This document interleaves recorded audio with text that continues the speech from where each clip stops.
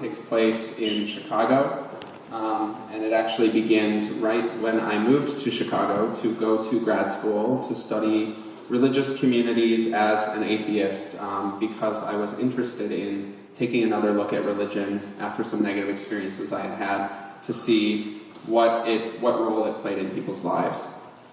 So this excerpt takes place right after my move. The transition from the rural north woods of Minnesota to Chicago couldn't have been more jarring and felt in line with my reshaped worldview.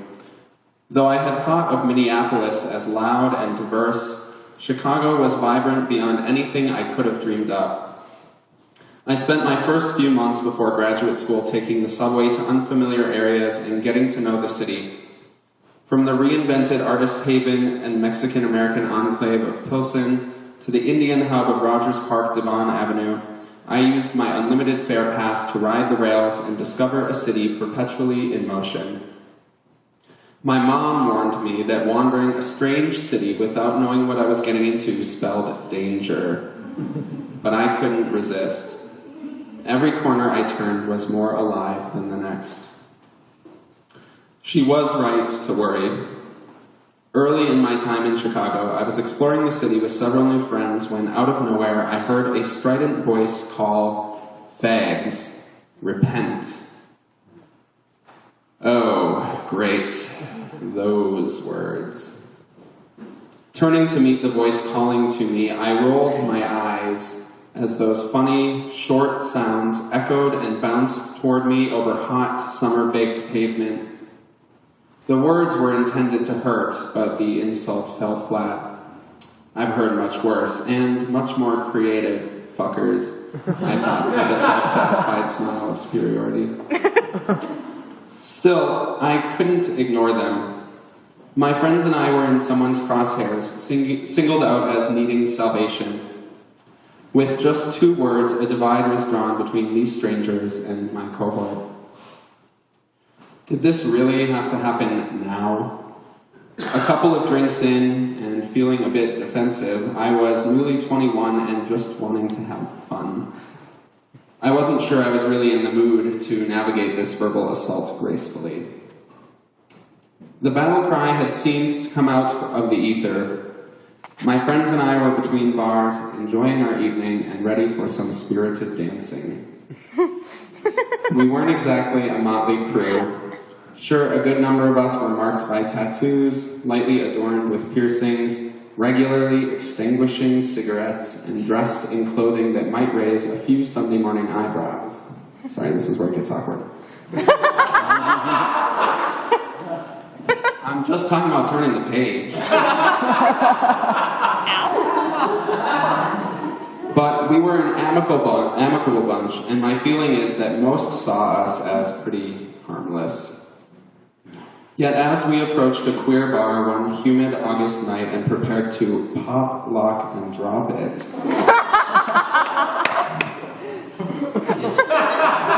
this is where I end the excerpt. Here ends the reading. We were confronted by several men with Bibles in hand who accused us of maintaining an alternative lifestyle, a phrase that always makes me smirk, and offered our offensive appearance as evidence of this. My friends were clearly caught off guard. After all, we were just there to have a good time, and responded defensively. In all fairness, I thought some of what they had to say was not in the best taste. Slightly self-conscious about their responses to the Bible-carrying men, I thought to myself, well, politeness is not readily facilitated by beer and being the victim of a public ambush. Sensing escalation, I suggested my crew move inside, recognizing that the conversation was quickly becoming aggressively didactic, not thoughtfully dialogical. I would stay and try to talk with the men. My friends were happy to oblige. We had come to dance, not debate. A friend whispered in my ear as he passed by, "Are you going to be okay?" I suddenly wasn't sure. This notion of employing empathy, of meeting people more than halfway when trying to transcend differences, was still pretty new to me. but I felt compelled to pursue a conversation. Our exchange began with a reading from the Bible, which seemed less an attempt to open up the conversation with a graceful spirit than a blatant attempt to proselytize. I thanked them for sharing their holy book with me and asked if they would like to explain why they had chosen to spend their Friday evening on this particular street corner. The missionaries informed me that they had recently given their lives over to Jesus Christ and had been commissioned by their minister to recruit other believers. They had heard that this part of Chicago was heavily populated by homosexuals and decided to come here to spread their message of reformation and repentance to a population they believed to be in need of it. After hearing them out, I asked if I might be allowed to share my story with them. To my surprise, they nodded affirmatively. I told them of my years as a Christian and how immensely powerful they were for me. The love that I had experienced, the joy that I had found in communion with other believers, and the inspiration that the story of Jesus Christ had provided me. But I also illuminated the darker side to those years. My struggles with recognizing my sexual orientation and wrestling to reconcile it with the teachings of the tradition, the shame I felt over who I was, and the weight of what felt like living a double life. When I was finished, I noticed that a quiet had overtaken the group. Finally, one member spoke up. With a gruff tone and eyes fixed on the cracked concrete beneath his feet, he thanked me for sharing my story with them and told me that he had never actually known a homosexual. He hadn't thought what it might be like to experience intolerance for being queer and compared it to the xenophobia and racism he had known as a Mexican-American immigrant. We engaged in open discourse for the next few hours with candor and respect, discussing discrimination and dancing and difference, beer and bigotry and basketball, religion and rap music and respect, fags and forgiveness and frijoles. Though we all remained relatively fixed in our convictions, we came to understand one another as fuller human beings instead of as mere caricatures of our sexualities or our religious identities. I never saw them shout at gay people on that street corner again. But of course, not all conversations go as well as that one did. On another summer night, just 1 month prior to this incident, my friend Joey and I waited for a train at 3 a.m. after a long night at a friend's birthday party. Though there were a few other people waiting around, the underground subway was desolate. A long, hollow tunnel, cavernous and damp. Joey wasn't feeling too well, so we sat on the ground and I ran my fingers across his back, scratching it while telling him funny anecdotes from my childhood to distract him from his stomachache. This was the first time I had seen Joey, usually so brusque and proud, in a vulnerable state. I hadn't been in Chicago long, and he was the first real friend I'd made. Rowdy and gruff, colorful and alive, and exactly what I had pictured when I first imagined a Chicagoan. But in the quiet of just before dawn, he let his guard down and opened up to me about his childhood. Away from all the family and friends I had ever known, this moment of familial intimacy in our friendship was a respite. Hey fags, haven't you ever had good pussy before? I looked up to see a group of 5 guys looming over us, laughing and rubbing their hands together like we were kindling that would soon ignite a blaze.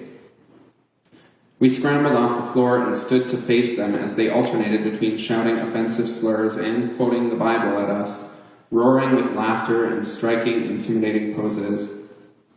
I was terrified, but I kept my cool and tried to come across as collected and unafraid.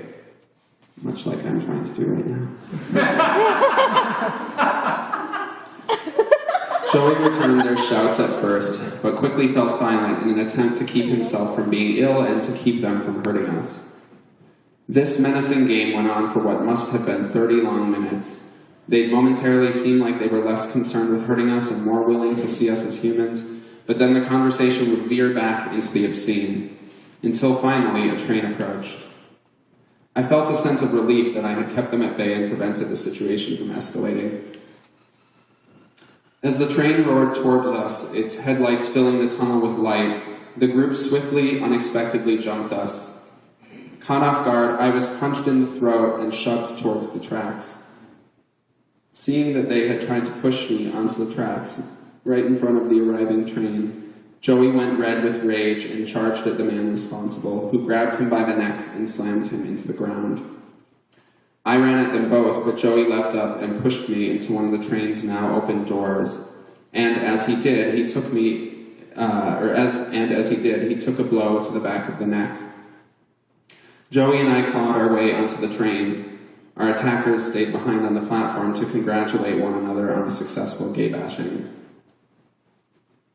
Heaving for breath, we collapsed onto the floor of the train. Moments later, a transit employee walked through our car and we told him what had happened. He kept on walking. If this had happened just a year earlier, I would have been consumed by anger. Instead, I felt a deep sadness that threatened to overtake me. But suddenly as our attackers had jumped us, something inside of me shifted.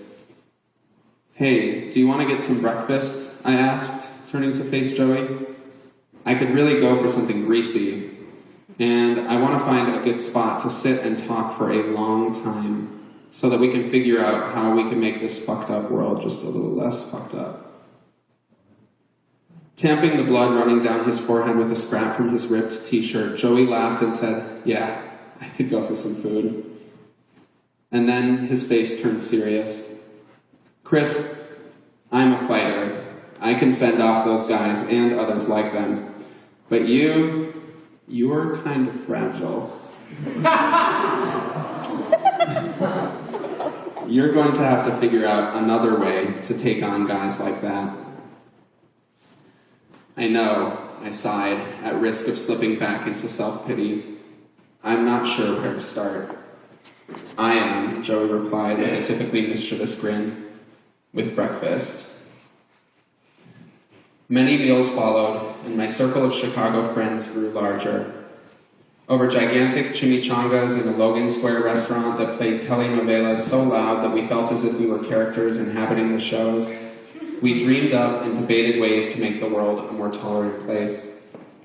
But as encouraged as I felt in such moments, I could never forget the night Joey and I were attacked on the Chicago Red Line. How a growing crowd just watched in silence as we tried to fend off our attackers.